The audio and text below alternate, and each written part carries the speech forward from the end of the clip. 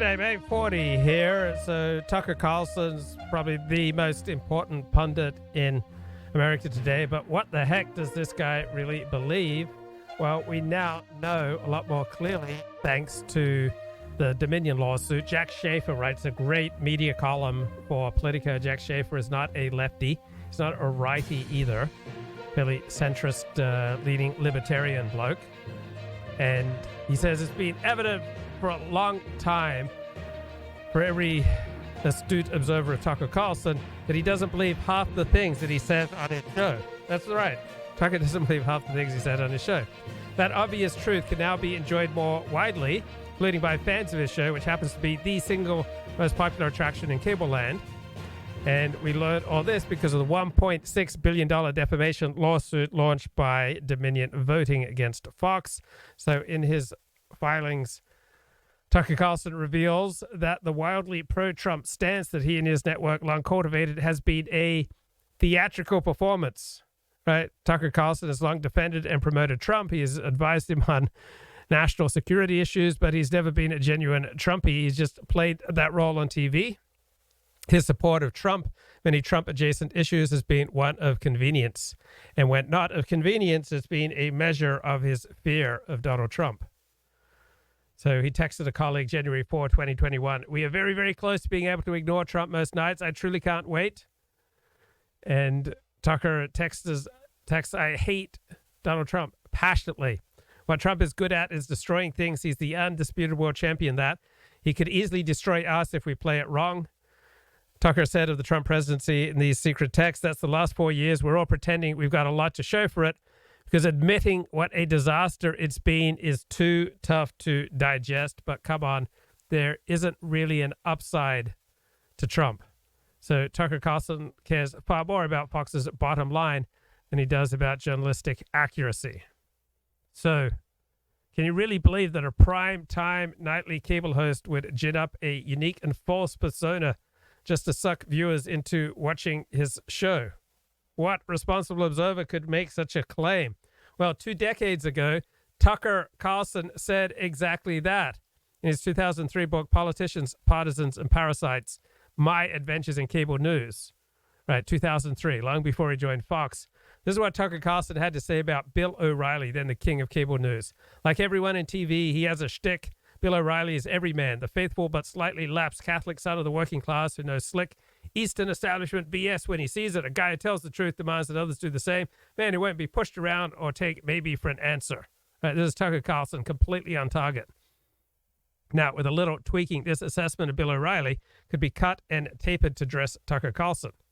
So did Carlson know that he was writing his future prospectus when he continued with these insights about cable's top host? Bill O'Reilly's success is built on the perception that he really is who he claims to be. If he ever gets caught out of character, it's over. If someday he punches out a flight attendant on the Concorde for bringing him a glass of warm champagne, the whole franchise will come tumbling down.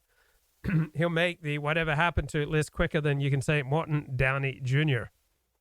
So soon after this book was published in 2003, Tucker Carlson went on C-SPAN to reiterate his worship and disdain of Bill O'Reilly. Bill O'Reilly is really talented. He's more talented than I am. He gets a lot more viewers. He's a better communicator than I am. But I think there's a deep phoniness at the center of his shtick.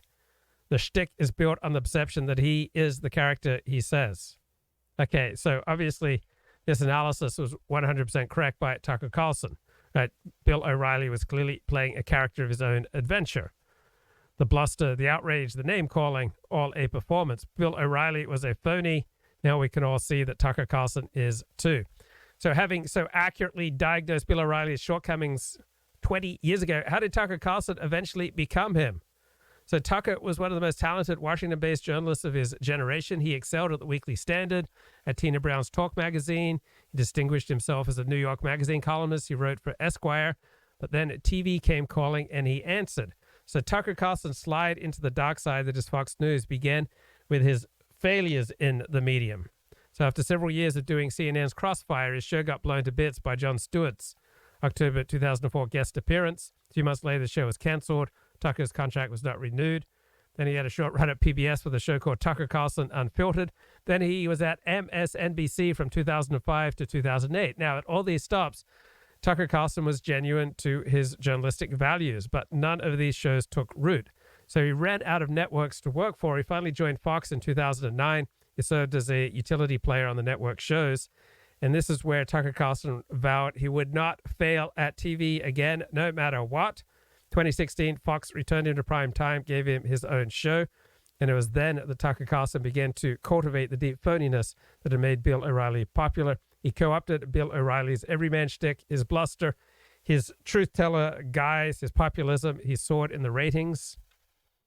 And Tucker Carlson became the face of Fox News and a towering success. So how much of the Donald Trump agenda did Tucker really buy, and how much of it was put on? We don't know that, but thanks to the Dominion lawsuit, we know that the extremely talented and accomplished Tucker Carlson has been hoodwinked by his own ambition. He has become the very thing that the younger and smarter Tucker Carlson scorned in 2003. Tucker Carlson has become a transparent phony. One of the hallmarks of people who are telling the truth, in case you were wondering how to tell the difference, is that people who are telling the truth are calm. They don't wave their hands around and make wild accusations. They don't need to do that. It's enough to say what they know. And if honest people turn out to be wrong about something they have claimed, they'll admit it. They don't double down on false. They made a mistake, and that's okay. It's not like they're claiming to be God. Liars behave differently. Liars are touchy, sometimes to the point of hysteria. They're hiding something. That's the whole point of lying. And they're worried you're going to find out what it is. Liars are fragile because over time, lying makes you weak and afraid. It has the same effect on countries, by the way. We're living through one of those clarifying moments, which actually we're thankful for, where we're learning exactly who the liars are. On Monday, we showed you unreleased videotape from January 6th. That tape proved that 3 of the most important claims our leaders have made about that day were untrue. Their claims were lies. We were not shocked to discover that. We knew there was a reason that congressional leaders had been hiding the tape and that reporters in Washington weren't demanding to see it. They were lying to us, obviously. That's why you hide leaders. But what was actually surprising, what we can't quite get over even now, is how they responded when they were caught lying. They didn't seem embarrassed. They didn't apologize. They weren't even curious to learn more about what actually happened on January 6th. Let's see the tape. No, they didn't want to see it. They exploded in rage. And then, as liars tend to do, they doubled down. They told the same lies they've been caught telling, but with even greater aggression this time. "Shut up, it's midnight," they said as the sun rose behind them. Who acts like that? Well, sociopaths do. And in this case, the sociopaths turned out to be both Democrats and Republicans. The commitment to lying in Washington is far deeper and more bipartisan even than we realize when we follow this stuff for a living.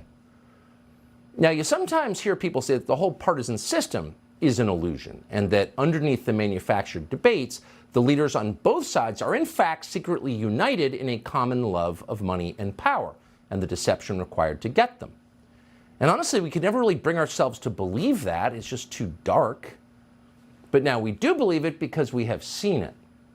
Consider the death of police officer Brian Sicknick. Now, we still don't know exactly how Officer Sicknick died. We're not certain that anyone does know. No one has explained it.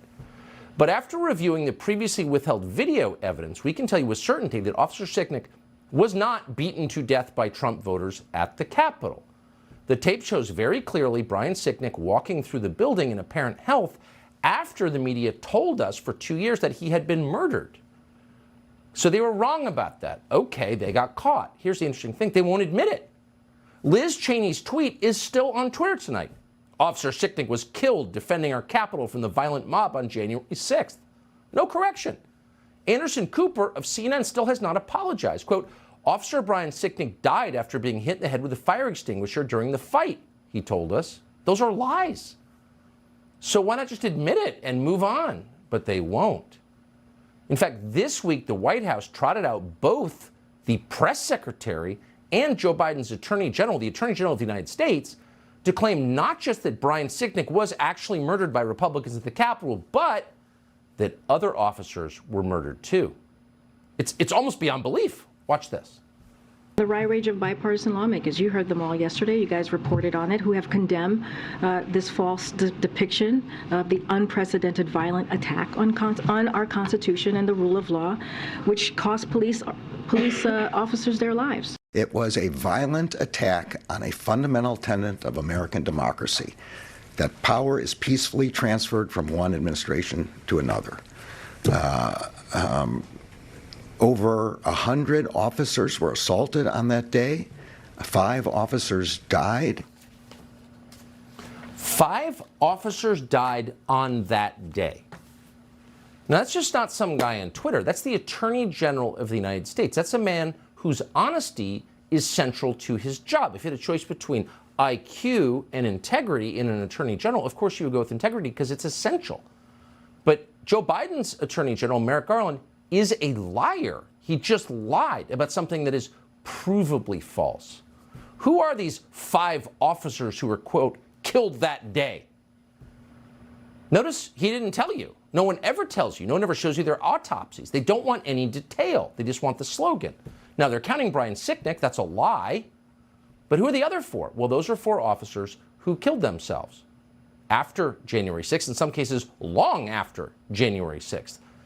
But their suicides, we know for a fact, were the result of the Republican mob at the Capitol.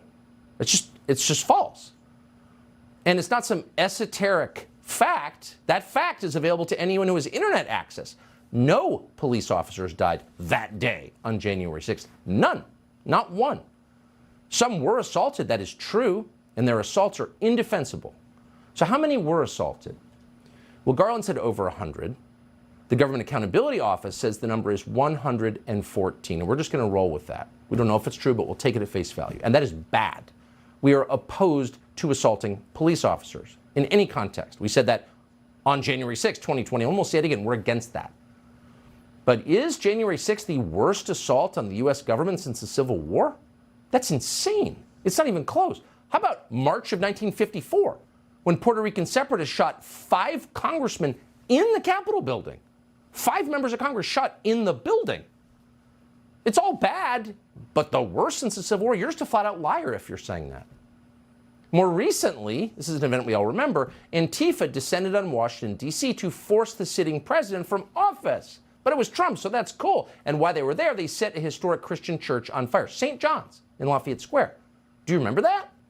You should, because it happened Labor Day weekend less than 3 years ago. And when it happened, the left-wing mayor of Washington, D.C. refused to allow her police department, the MPD, to assist Secret Service agents while they were under siege and getting beaten. No, she made her cops stand back and watch it happen. And they were very upset about it at the time. You may have forgotten that. Here's what it looked like.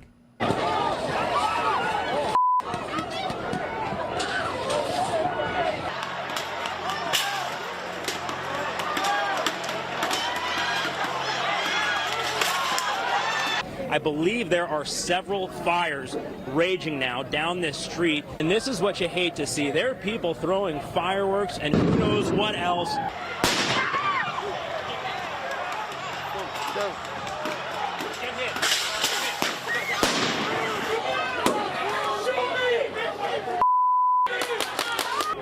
And that crane is just fully.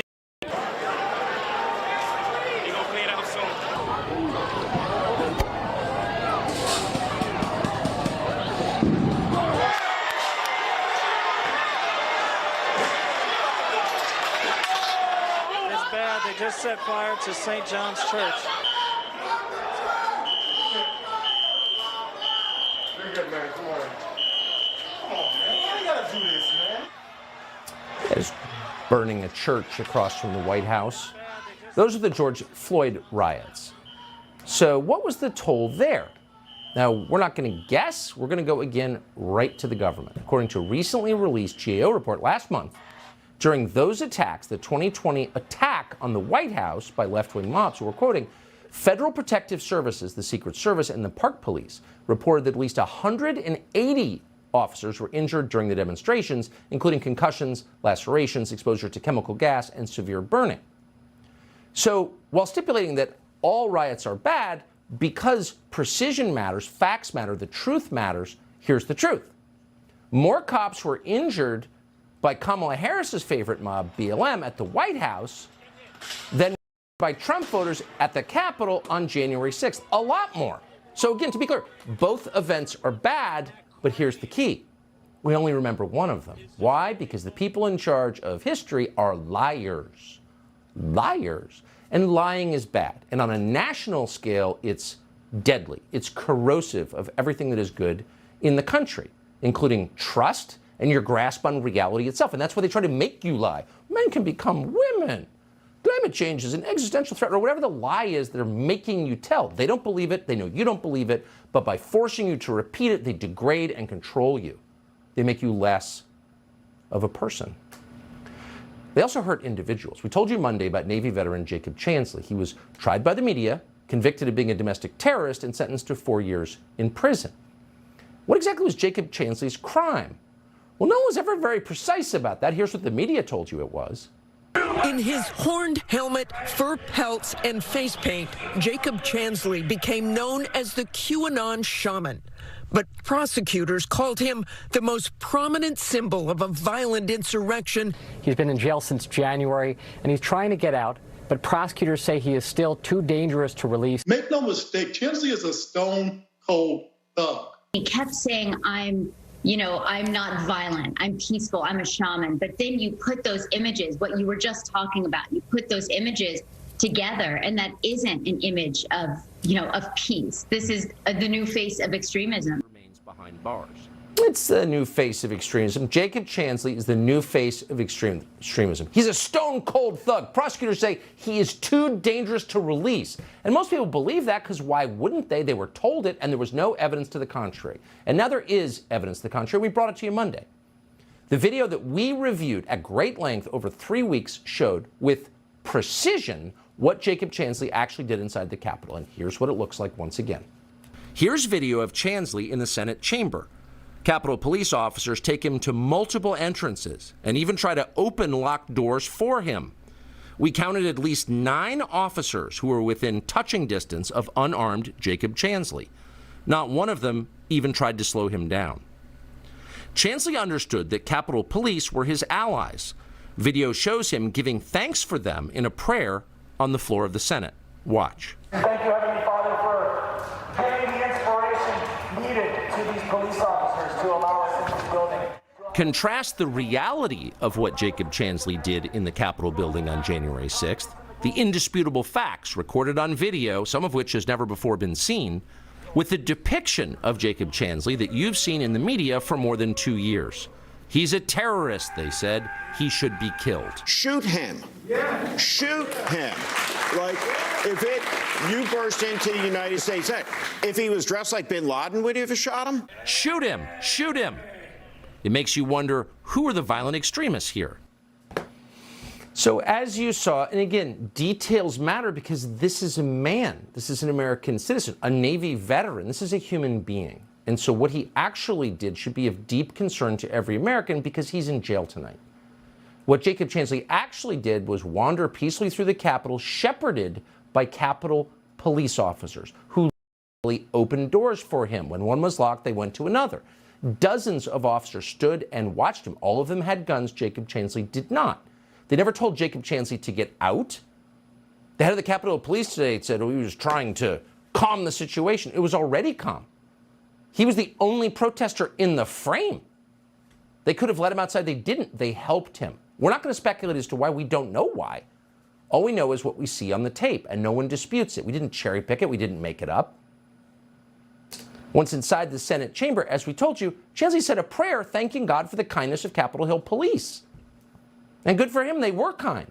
This was not a domestic terrorist. And that matters.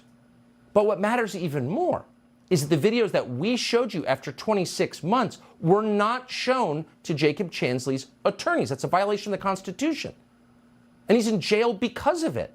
Because the liars on the January 6th committee and the prosecutors who did their bidding, and that means Benny Thompson, and that means Adam Schiff, it means Liz Cheney, these people have this man's life on their hands.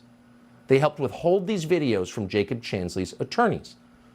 And that means the judge who sentenced Jacob Chansley, Royce Lamberth, never saw them either. And therefore, Lamberth was able to say, Judge Lamberth was able to say, that what Chansley did was, quote, horrific. He apparently had no idea that Chansley was wandering around with the cops, walking through doors they opened and saying prayers for them. We're quoting, "You made yourself the center of the riot," said the judge. Really? He accused Chansley of, quote, obstructing the functioning of government. But that's not at all what was happening. He was ambling through the Capitol, flanked at all times by armed cops who were directing his movement. Meanwhile, prosecutors of the DOJ, the real villains here, falsely, they lied in court and said that Chansley was, quote, leading the charge into the Capitol on January 6th. They said he was, quote, the flag bearer for the mob, apparently because he had a flag. He was alone. And of course, the media picked up on this and amplified it as the DOJ intended.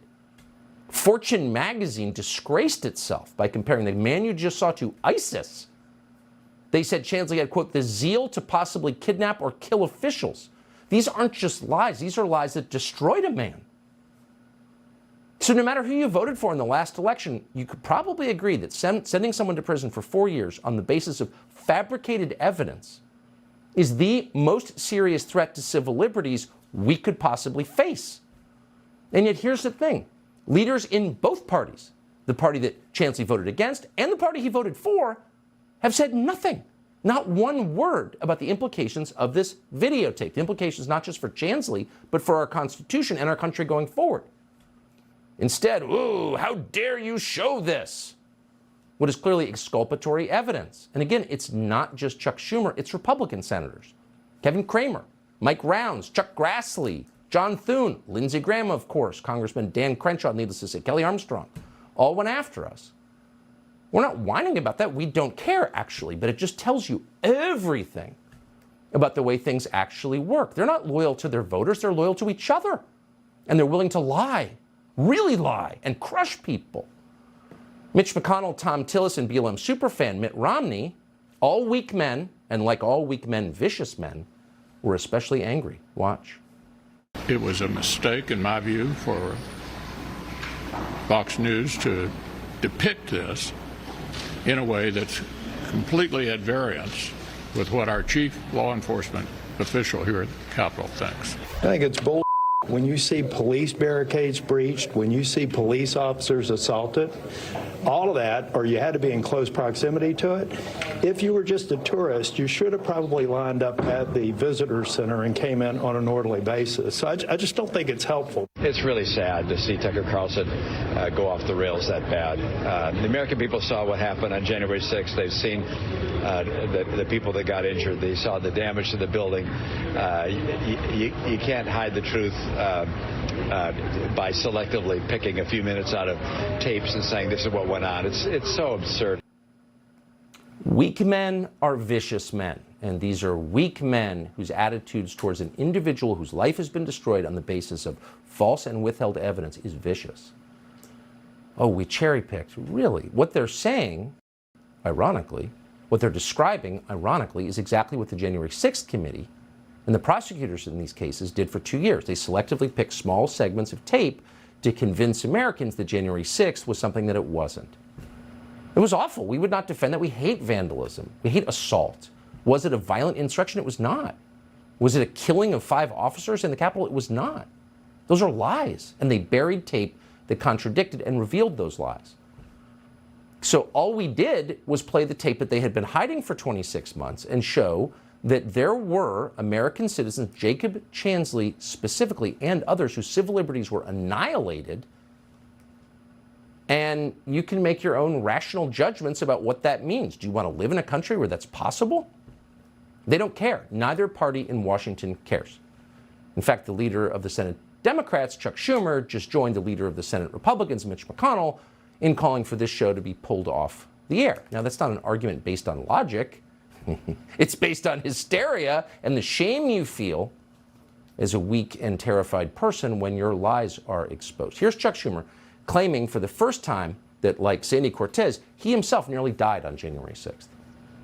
Tucker Carlson ran a lengthy segment last night arguing the January 6th Capitol attack was not a violent insurrection, an attempt to rewrite history and erode the very foundation of our precious and sometimes fragile democracy.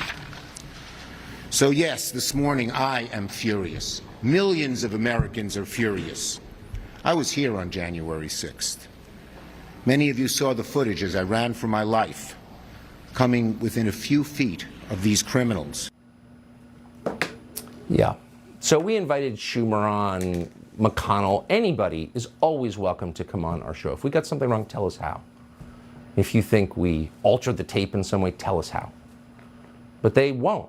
Nor will they answer the most basic question, which is why should a demonstrably nonviolent man who literally said a prayer of thanksgiving for police officers. Okay, that was Tucker Carlson. Let's go to Destiny, Richard Spencer, debate, race, religion, Andrew Tate, Joe Biden. On the some shriveling level, of an insect, the dying of like a, And even Trump, when he was a better version of Trump in the 80s, when he was on Larry King or whatever, he was still kind of like that. This nationalism of kind of bringing things in. It might have something to do with the fact that he came from Manhattan. It's this kind of like pitched battle. Yeah, but I mean, like, look at his investments. The guy spends money, makes money like all over the world too, right? Like, no question. So, yeah, no question. Russia. Yeah. I think in terms of what you're talking about, the thing that I guess I'd like to appeal to, I guess circling back to what I said before, is it feels like we're so divided today. But in 1950, like how often was like a Jewish guy from New York debating a guy that lives in like fucking New Mexico? Right. It's never happening. So the division might have existed, but we didn't see it because those people weren't brought together. But now we've taken this version of the American experiment. We've got so many different people living in our country, which we've made work, and that's awesome. But now we're like bashing heads on everything. And I guess it feels so fucking lame because it feels like such a libcuck thing to say. But I feel like at the end of the day, what we have to appeal to is America has only worked so far, and it will only continue to work if you can accept that some of the people living in your country are Nazis, and some of the people living in your country fucking hate white people and want them to die. And it sucks, but as long as they're not calling for either side to be killed, you have to accept that these people are all going to live here and the country has to function. But the non-aggression principle is not enough. Like, I agree that that's reasonable and that we could kind of get along and maybe even kind of laugh at each other. I think there's something to be said even for like the friendliness that comes from like telling an anti-Italian joke with your Italian friend. Like you're kind of making fun of them, but in a way you're kind of both being human in a way. So I get that, but it's not enough. There has to be an overarching meaning of what it means to be an American. America is an ideological nation, just like the Soviet Union. The Soviet Union was able to coherently do that. America is an ideological nation like the Soviet Union. Yeah, I agree with that. Nobody in the Soviet Union believed in the ideology, but a handful of fools. All right, so America is primarily a nation state where I live here and you may live here. And we care for our families, our friends, our community. All right, you should be getting your meaning in life from looking in the eyes of your children, from your relationship with your spouse, from your relationship with your siblings, from your parents, from your grandparents, from your grandchildren, from your brothers and sisters and your nieces and nephews. All right, that's where you should be getting meaning in life. We don't need some grand Dionysian overarching narrative to find meaning in your life. So if you can't get it from your family and your extended family, then you should have a lot more room in your life for friends. And then on top of that, as a bonus, you get to have pursuits, hobbies, talents that you hone, develop, an education that you pursue, a career that you build, volunteer opportunities, right? Contribute to your community, right? That should be what all you need for meaning in your life. That they attracted the minds. But they didn't. But they fell apart, right? Yeah. Right, but they lost it. But I think because they collapsed immediately. But part of the pursuit of that, though, was like the hardcore Russification of all of the little territories and states that they took over. And I think that's part of why it wasn't like the Soviet Union naturally grew and expanded as it, expanded its empire and its ideology. A lot of it was literally like, half of you guys died from a famine. We're going to go ahead and ship 2 million Russians down to Ukraine. We're going to go ahead and take over all of your governments in Lithuania, Estonia. We're going to go ahead and do that. And so, of course, over time, like the people there never felt like. Nations expand as long as it's profitable to do so, right? As long as it's in the national self-interest, they keep expanding. The United States was ruthlessly expanding. It would have expanded into the Caribbean, except for the slavery question. And then when it ceases to be in a nation's interest to keep expanding, then it stops expanding. But the strong take what they want, and the weak endure what they must. Now, I'm not sure if I've ever played that Tucker Carlson unaired interview where he gets mad at a Dutch historian. I don't see what's so special or amazing about it. It's an interview that I've been aware of. I read the news stories about it as soon as it came out. There's nothing that, obviously, I don't need to protect Tucker Carlson. I just don't see what's particularly compelling about it. Like they truly had to buy into the Soviet Union. They were just kind of like subjugated by the Soviet Union. It's like, okay, well, we're here until the Soviet Union falls apart, and now we're fucking leaving immediately, which I think happened when the Warsaw Pact and the Soviet Union collapsed. That's true. Right. So why did the Roman Empire fall apart? When the marginal cost of belonging to the Roman Empire exceeded the benefits of belonging to the Roman Empire. So too with the Soviet Union. When the marginal cost of belonging to the Soviet Union exceeded the benefits acquired thereby, then people started, pulling out of the Soviet Union. People ally with the United States around the world because they see it as in their interest to do so. Now, if China takes over Taiwan, right, that would show America as much weaker in its commitments to its allies in Northeast Asia. And so that would then weaken American ties in all likelihood with Vietnam, India, Japan, Korea, the Philippines.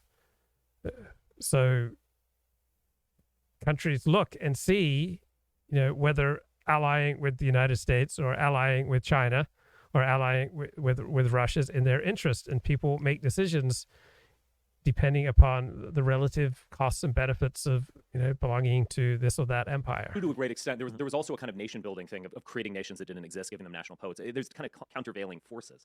And obviously when they were invaded by the National Socialist Army, there was a call in the motherland and all that kind of stuff. Russian nationalism, Russians are kind of more equal than and to your point, Russians still define themselves largely as we beat Nazis. And that's like they're calling their that's unifying their calling card. Yeah. It's that negative identity that you almost see against with Americans as well, where it's like liberalism can't assert anything.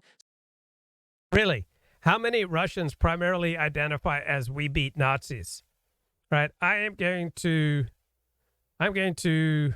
wager that it's fewer than 1%, probably fewer than 0.5% of Russians primarily identify on the basis of we beat Nazis. Right?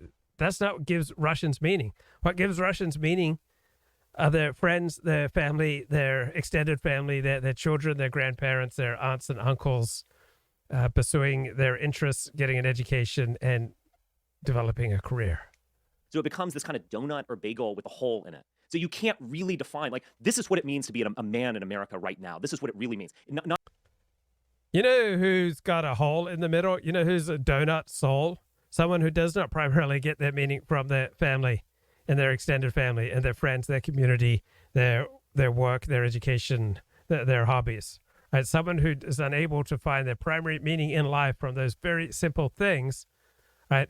Those people are empty and those people are dangerous, right? I have had many years in my life where I had a desperate need for meaning, which drove my conversion to Judaism. And those were the times when I was the most disconnected from other people, from my family, from my extended family, from friends, from community. So I had a desperate need for meaning when I was lonely, when I was not at ease with myself and not at ease with other people. So when I was desperately lonely, that's when I had a desperate need for overarching meaning in my life. And it's a very poor substitute for human connection.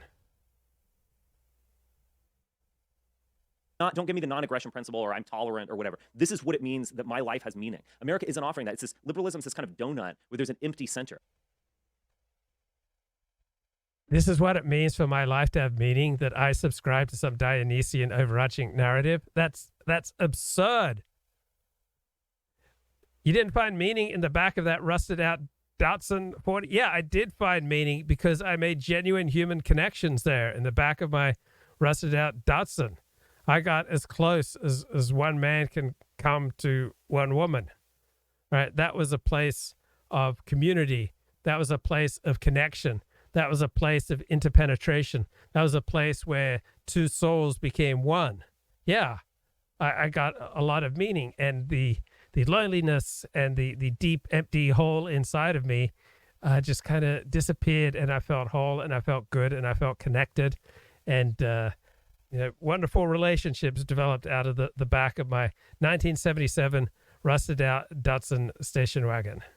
And it was a more real and valuable source for meaning than almost any book I've read.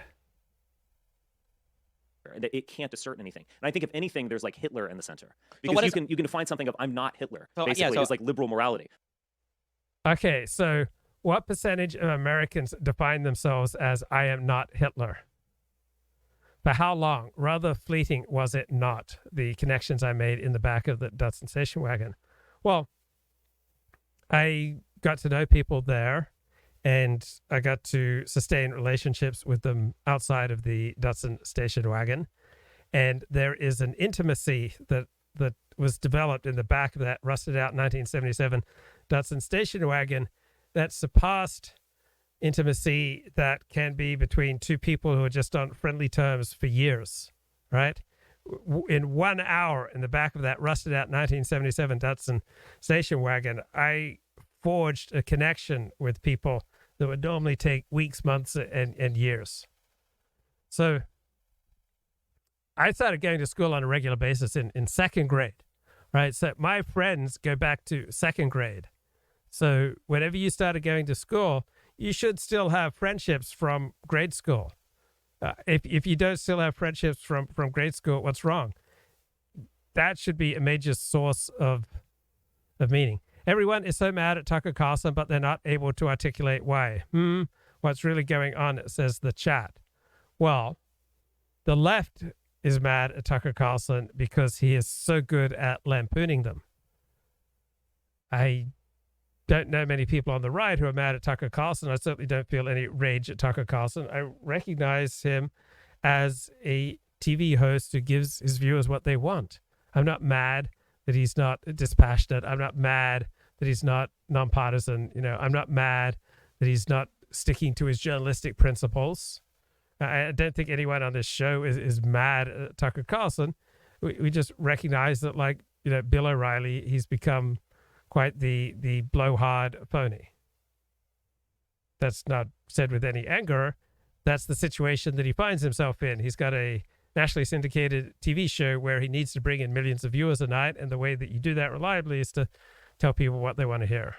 That sucks, and that will collapse. And I think the Soviet example is very interesting in this regard. You can't just define yourself on the basis of we beat the Nazis. So what does so I still reject this. I hope I'm idealistic because I would hope that we can do something that doesn't require a common enemy. But if it had to be one, like, what would it be? Islam could play that role. I think that won't work anymore, actually, because now all these fucking conservative simps. It's so goddamn funny because 4 years ago, I fought against so many conservatives who were like, I think that women are sluts and they should do this. I'm like, listen, bro. And I'd say this is a trigger. It kind of sounds like you're talking about Sharia law. I'm like, no, we don't mean that. We would never do that. Blah, blah. But now you got all these fucking Tate fans. Together, yeah, like, actually, Muslims are pretty fucking based. Women can't drive. They're not allowed to have a say politically sometimes. Like, they have to stay in the house. Like, I don't know. Maybe Tate was right when he converted. I was like, what the fuck? You guys are like 5 years late to the show. So I don't even know if you could get conservatives on that one. No, you can't now. I think Andrew Tate phenomenon is actually incredible because he's the biggest man slut on earth on one direction. Gambling, haram shit. Right. He's a criminal in another direction. He is a Muslim on another direction, and a masculinity icon. I mean, yeah, it's crazy. But so I don't think the Islam thing will work, although that was tried to some extent. But I think Russia as a big bad enemy is a positive manifestation, and I think Putin could kind of. Yeah, I mean, Andrew Tate is big with young men with 100 IQs. I don't think he's much more influential than that. But what's going on with Russell Brand? Everyone's life. So, as we told you, we sat down yesterday with Russell Brand, the comedian, actor, and now, frankly, kind of a public intellectual, for about an hour and a half on our show, Tucker Carlson Today.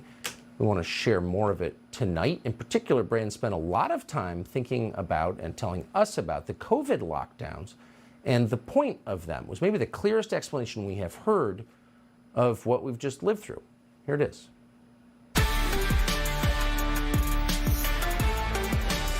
I think COVID provided a lens through which we could scrutinize the machinery of power and how the intentions and agenda of power are able to play out, coalesce. Okay, that is a really good point. All right. That is a great point. One thing that the public lockdowns showed us is how power really works. So normally when science speaks, it does in consensus terms. But with COVID, we got to see scientists going to war with each other. We got to see the explicit, power of science, of government, taking away all sorts of rights that we took for granted. So all sorts of things that were hidden and implicit, such as the exercise of government power.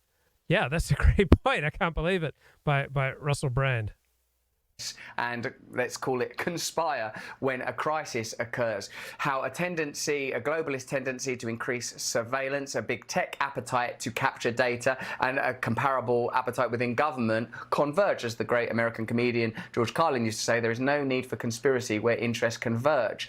It seems that even if at its advent it was a legitimate crisis, and I certainly wouldn't make any contention around that, it was opportunistically handled in order to enhance regulation and control at a time where regulation and control are increasingly difficult to implement as people are more suspicious of institutional power. So in a sense, the best way to understand COVID, I believe, is to take COVID out of it and look at how the institutions, both corporate and government, behaved around it. How did they benefit? How did they utilize it? What narratives did they disseminate, and which narratives did they control and curtail? Even with the recent text messages from our health minister at that time, Matt Hancock, you can explicitly see it was exploited. Oh no, we need to scare people. Is there any way high net worth individuals can get into the country? All these conversations that many people that are cynical about the behaviour of the powerful believed were happening were indeed happening. The way that natural immunity was discussed proved to be true, i.e. that natural immunity is effective. They probably understood earlier than they admitted that natural immunity was effective,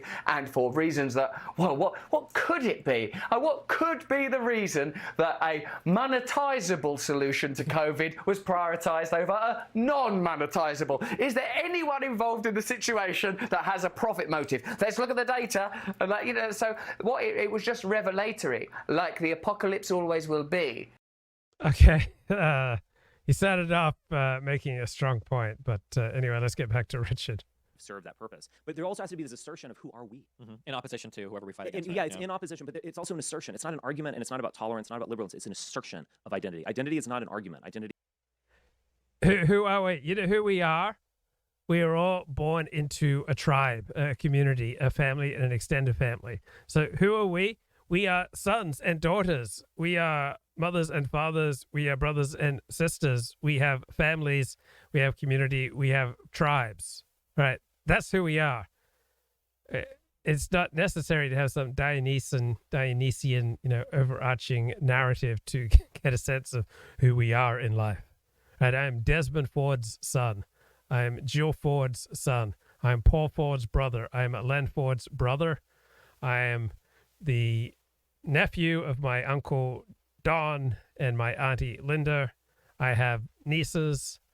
That's who I am. It is an assertion. Sure. And that is what we need. Is there any common ground that really stands out to you in terms of Americans, like stuff that we really can agree on? Because it is hard to find almost anything. Yeah. I don't think so, actually. And this is always my biggest argument against Fuentes, because and anytime I debate somebody on the very far right, I say, we need to defend our Eurocentric, whatever, American identity. It's like, give me some common values between, like, the gayest dude in San Francisco and, like, a fucking farmer in rural Texas. And, like, you just can't. And the reality is, like, I can point to countries around the world where conservatives are going to be way more aligned with, like, Saudi Arabian values versus, like, the Rainbow Road and fucking Seattle people's values or whatever. And the reality is that, yeah, it's really hard to find a unifying identity in the United States. And again, it's the gayest thing I've ever said, but, like, I really do think it is all of the different opinions that we have here that still function under one system that makes us, like, truly unique as a country. But I mean, maybe it's not enough. I don't know. Like, do you ever play PlayStation or Xbox or whatever? This fucking drove me crazy as a kid. You could never just play one or the other. You had to fucking hate the other group too. You ever notice? It's like, oh yeah, I play PlayStation. It's like, Super true. Nintendo and Fuck Genesis Halo. for me, but yeah. Oh sure, yeah. Mortal Kombat 2 didn't have blood on the Super Nintendo, but it did on Genesis. So we were looking. I was a Super Nintendo guy too, and this was just an example where clearly I had to get a fucking Game Genie if I wanted the blood to be the right color. Yeah, because otherwise it'd be green. Yeah. I remember that. I was deeply offended. But yeah, it feels like every time when you're in a fucking group, it's like, why can't you just? Yeah. So Destiny has a problem with human nature, but the way human nature is that we divide up into groups, in groups versus out groups, even if it comes down to, what kind of video games that you play. This is just written into the human condition. Fucking like yourselves. It happens a lot with the CRT and the anti-black stuff where it's like, fuck white people. It's like, bro, why can't you just be happy for yourselves? Like, you really have to. Or for white people and hating black people. It's because we're animals. I don't. Of course, we can't just be happy for ourselves. All right, we think that how is my group different from and superior to all other groups? That's just the nature of reality. And that's why we do that. I mean, that's like the simplest answer. But I'm not saying that we should do this like merely on tribalism or like, I hate my neighbors because they're, they root for a different football team or whatever. What I'm arguing for is that there does need to be a bigger ideological assertion. And I think this might come in a way after we go through this period. I think Biden, he's managing things. It's just fine. But I think we're all kind of aware that we're kind of at the end of something. Maybe. And what. So what percentage of people does Richard Spencer think are even capable of some coherent political ideology? We're talking fewer than 5% of the population is even capable of the type of overarching narrative and Dionysian story and coherent political ideology, right? We're talking at the very maximum, 5% of the population is even capable of what he's talking about. What's going to come after that? I think there are a lot of, there are going to be some competing visions for a world order. Obviously, communism was a competing vision for world order. Fascism was a competing vision for world order. Islam can do that. It can function in that way. It has in the past. And it can create some discipline in society. I feel like something that sucks today, and maybe it was an artifact, or maybe it happened in the history too. Islam can create some discipline in society. Islam is a useful religion for low IQ people. It doesn't work for high IQ people with very few exceptions. All right, there's a certain type of low IQ person who resonates with Islam. Very few smart people resonate with Islam. Now, generally speaking, in America, in Australia, the smarter you get, it's not that you become less religious, but Islam is overwhelmingly a low IQ religion. Smart people are not going to resonate with it. Like 90 IQ, 80 IQ people are going to resonate with Islam. 125 IQ people are very rarely going to be resonating with Islam. I don't know. But it feels like everything today is so politicized that it's really, really, really hard that we can't take credit for sick shit that we do anymore. Like in 60. Everything is so politicized. Yeah, it's so politicized to people who make politics their life. If you don't make politics your life, everything's not politicized. Right? I go around in the world, I walk around, and most people are not seeing things through a highly politicized lens. People like Destiny and Richard Spencer see things through a highly politicized lens. 95% of the population does not. 69, landing on the moon was really fucking cool. That must have been a really cool day to be an American. When you're sitting down and you're watching TV and we fucking landed on the moon. That's awesome shit. But nowadays, it feels like every American invention is immediately claimed or castigated based on your political rivalry. So for instance, and I might trigger you, I don't know where you guys stand on this. I personally think that the vaccination was like a fucking model success of fucking capitalism. That US companies, through innovation and working with other companies around the fucking world, BioNTech in Germany, manufacturing in fucking Switzerland, we found a way to create an insanely sophisticated vaccine in like 8 months. It should have been like landing on the moon, right? That's so cool. And it like happened. Yeah, and Trump obviously wants whatever. But like, no, that's political shit. Or, I'll give the flip side, so I know a lot of right-leaning people are triggered right now. I personally, and I fucking hate the guy, because I think politically he's the most cringy fucking dude in the world, but Elon Musk with electric cars and rockets are cool. That's fucking awesome. The first time you saw one of those fucking SpaceX rockets come back and land on the fucking planet, that was the sickest shit in the world. And same thing with electric vehicles. I mean, we probably would have gotten there eventually, but no doubt, I don't even like Teslas that much because the build quality is iffy, but he did something really fucking cool with Teslas. There's charging stations all over the United States. Electric cars are being taken seriously. The car companies worth more like every fucking car company on the planet, but we can't give credit. And these are American inventions. SpaceX and Tesla and the vaccine, these are American things, but it's all like held politically hostage now. So you said before, we have to have like, we have to have domestic and international, but it feels like the international facing version is like, it's like two parents disciplining a child. Mom and dad can't provide a unified front when they're fighting with each other constantly. Right. And in the United States, when both sides are trying to tear each other the fuck apart, like how the fuck can we even present some kind of unified front to the rest of the world? You know, now with Biden, we're talking about how we want to help Ukraine, we want to save them, we want to provide a strong American vision. And before, when, say, the Dallas Cowboys met the San Francisco 49ers in the playoffs, both sides wanted to tear each other apart. They played the game, and then they were done. That's how politics functions for most Americans. All right, even those Americans who are passionate about politics, all right, they compete in the political arena, and then they go on with the rest of their lives. Do I, like Destiny, believe that the vaccinations were a model success? Yes.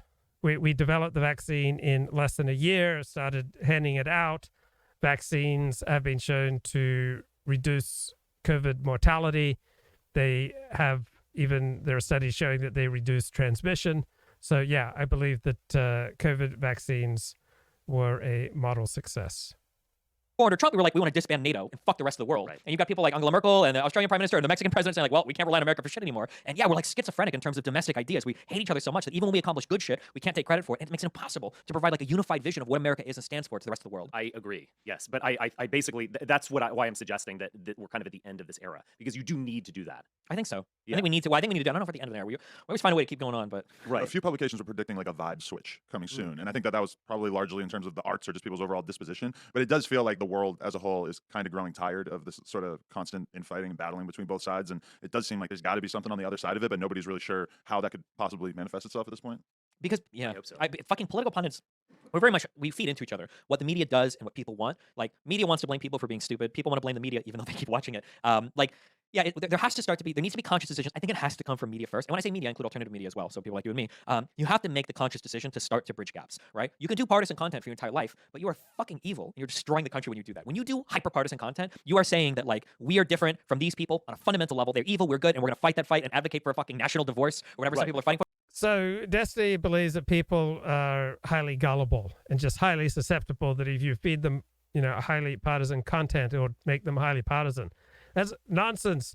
What happens is that people who want a release, right? People who, want to fight, people who are already highly partisan, are going to choose that entertainment and that information and those live streams and TV shows that resonate with them.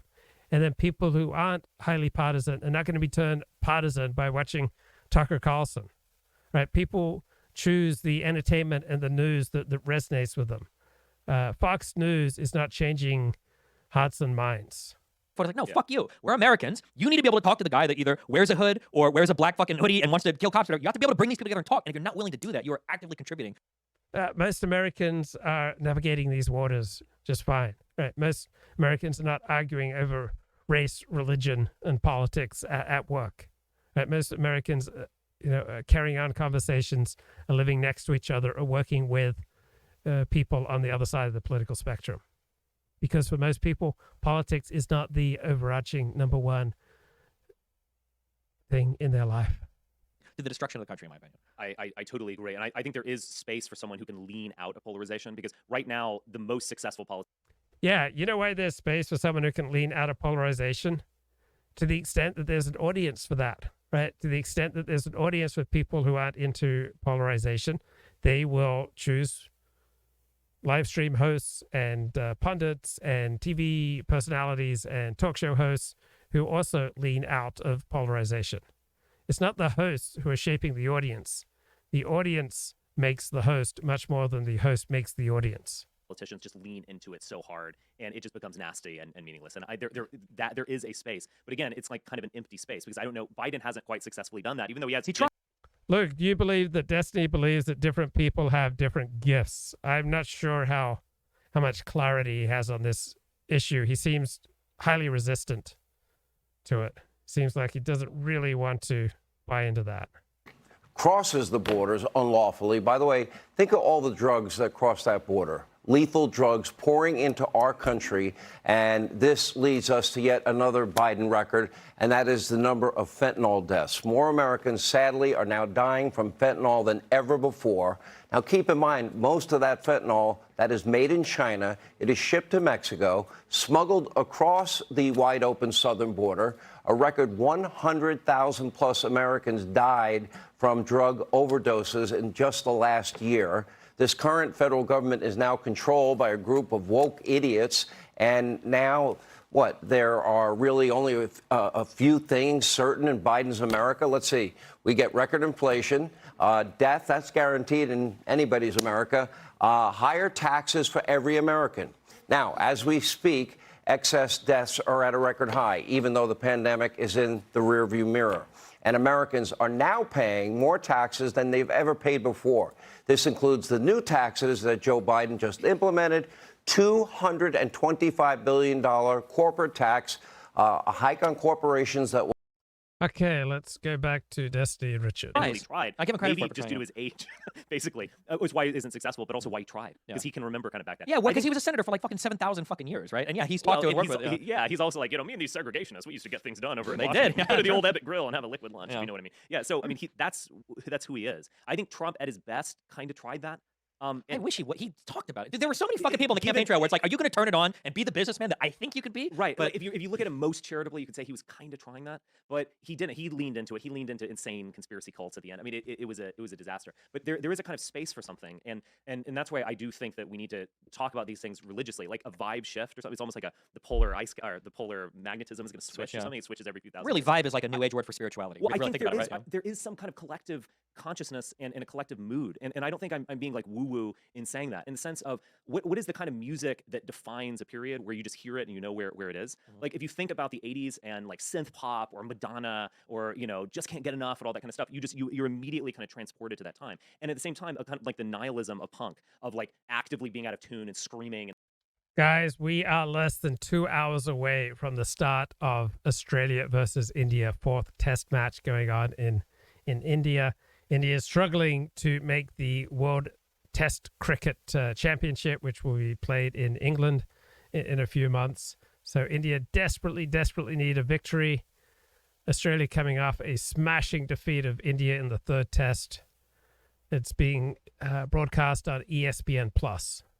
And slamming your instruments, that also defined a particular era. And even if it wasn't the most popular music, it was the kind of it was the music that defined the vibe of that period. So I do think we act collectively in this way. I think that's a very real thing. And it's interesting because like when I started doing hip hop podcasts like 2016, so around the same time that you were kind of invigorated with politics and a different level, and generally even within the hip hop community, almost everybody would agree that music at this point, hip hop is like incredibly bland, and that hip hop is ready for something new, something exciting, something that doesn't feel so stale. We just have no idea what it is. And I kind of feel like that's the general overall theme, because when I interviewed Nick Fuentes, I was ready to be on fucking Media Matters and ready to be torn apart for having a conversation with him, and nobody gave a fuck. And a few years ago, I would have been extremely worried about having a conversation with you. I'm quite sure nobody's going to give a fuck. It just feels like, in a lot of ways, surely they'll give a fuck. They'll give it some kind of fuck, but it's just not going to be anything. I'm probably going to get more heat for this conversation Right. than you. Well, don't you think rock is? I mean, again, I'm more of like a rock guy than Right, whatever. But like, don't you think it's dead in a way? Like, oh yeah, guitar-driven music is at this bizarre. Yeah, it's not just guitar-driven. The problem, and I am an advocate for capitalism. I fucking love capitalism. I'm a big capitalist. Jerk it off all day. I'll fight for my markets every day of the week. But holy shit, art being like subsumed by capitalism was a not good thing, right? Well, I almost don't even blame capitalism for this. I think it's actually much deeper. And yeah, there's the commercialization or boy bands or whatever. I think that, but because the issue is like rock bands and shit used to be like, I think that was it Grohl from Nirvana or whatever. It used to, like, yeah, you get a bunch of kids,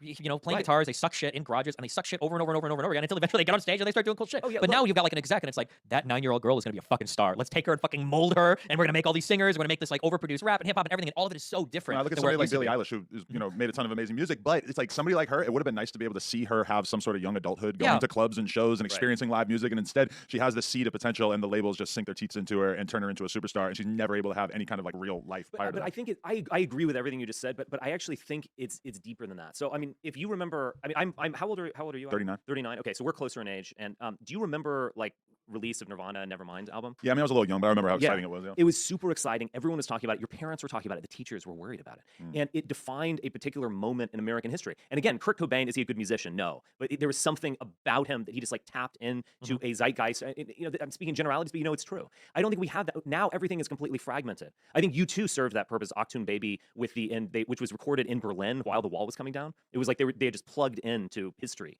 at that point. But there are still like there are things that we get. Let me finish real quick. Yeah, go for it.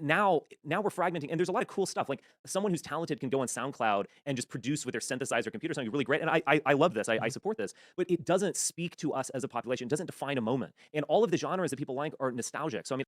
And Elliot Blatt says, Luke, do you believe that both Richard and Destiny would benefit from a year of forced labor on a farm? No, I don't think that there's an external solution to an internal problem. I don't think that there's a physical solution to a spiritual problem. I mean, I was talking to a friend of mine who's in his early 20s, and he was saying, oh yeah, hipster girls that he dates or whatever, they're listening to Nirvana in 2023. Oh, it's like, that's cool, I guess, but you're not getting it. Like, you don't understand what 1991 was. And the kind of declinism there's actually kind of setting in, the confusion about the end of the Cold War, you know, the Perot campaign was coming up. We had done pop music to its limit. We needed to just shove it in reverse and do just grunge, you know, punk kind of stuff. And we don't have a collective body in that sense. Or is it bad because we're too collective though? Because that's what I wonder too. And that like it's just because it's so national and international. I remember my mom and dad used to be in the Air Force, and they would tell me that they went to they served over in Okinawa, the base we had in Japan, and they would tell me that when they would go to these countries, as soon as you stepped off base, you're in like a whole other world. It's like the cultural customs are different, the sounds are different, people, everything's different. I've traveled, I don't want to say the whole world, I've been to a lot of different countries now, and everywhere I go, bro, I remember in fucking I remember this happened in 2 occasions. It happened in Poland and it happened in Taiwan, where I heard people driving up and down the street playing you remember Gangnam Style? Yes, yeah. Yeah. And I'm like, that's kind of funny. A really popular fucking South Korean song is like, I heard it all the time in the US, and all of the culture that we export is everybody's kind of like on the same page. And I wonder sometimes, like, does that hurt And it's ironic, and the lack of sincerity to Gangnam Style or whatever that was. Mm-hmm. That was kind of like, I mean, surely that was ironic on some level. Oh, yeah. That whole thing. I mean, and so it's this like irony and nostalgia and just these like layers of distance between something sincere. Whatever you want to say about Nirvana, that was sincere music. Sure. But then also, I will say too that it's hard to say like how much stuff do we have today that we wouldn't have in our current environment too. So for instance, like Kendrick Lamar, it's a really good rapper, really great writing. Like would he have been able to exist when we only had like gangster rap or like West Coast, East Coast stuff with that kind of writing and that kind of person, or like Tyler the Creator? We've got like some people that are like bi or like other kind of identities. Like would they have been able to make it in those environments back then too? You would know better than I. Well, I mean, like when we talk about no longer having a monoculture, you're part of the problem because the reason why you don't see albums doing the incredible album sales that you used to see 20 years ago or whatever is because you have large chunks of society who are watching fucking Destiny re-uploads. Not to mention like even just within hip hop, when they look at how bad album sales are these days, I'm like, well, there's all these hip hop based podcasts and Twitch streamers and creators, etc., who are out here making content, and I feel like the people on average are being trained to crave conversation more than music. And even a lot of the most like ordinary normie ass hip hop consumers that I know have essentially stopped listening to rap like probably 90% as much as they used to because now they're consumed by the resulting conversation. So live streams can be awesome, right? Internet blood sports, right? I mean, there you develop an in-group versus out-group identity.